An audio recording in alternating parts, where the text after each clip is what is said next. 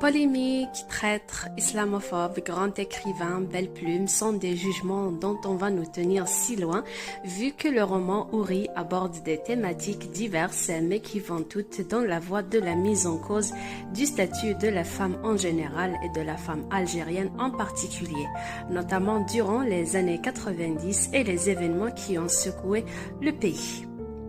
Il est alors important de souligner le fait que le roman relate l'histoire de Fajr, dite aussi Aube, victime du terrorisme qui a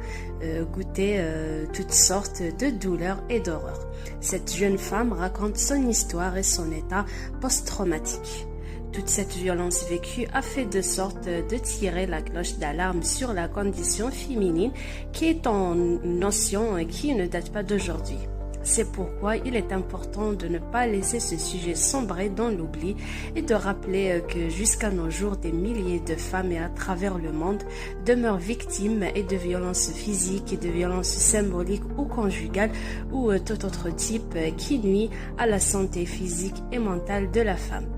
Jusqu'à ce jour, l'ordre patriarcal domine plein de sociétés dont les femmes, les filles en restent victimes. Malgré toute la liberté et les privilèges dont bénéficient beaucoup de femmes aujourd'hui, allant jusqu'à dire des femmes indépendantes, d'autres demeurent sans voix ni ombre, sans liberté à leurs mots et sans liberté à leurs pas.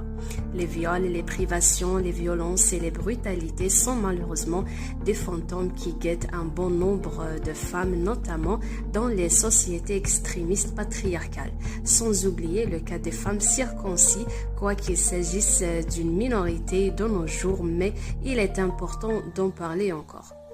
À toutes les femmes auxquelles la parole est rendue, à tous les hommes qui croient à la justice et à la fragilité de cet être qui le complète d'une manière ou d'une autre, à tous ceux qui écoutent ce message, à toi qui partages la douleur des victimes de discrimination, à toi qui rêves d'avoir une épouse parfaite ou une fille princesse, à vous les hommes, vous les femmes, à moi et à nous tous. Soyons humains avant d'être hommes ou femmes, allons privilégier la dignité de l'être humain, peu importe son sexe, sa couleur ou sa race. Parlons encore et encore des gens souffrants et soutenons toute cause noble et défendons tout ce qui est juste. Soyons tous simplement humains.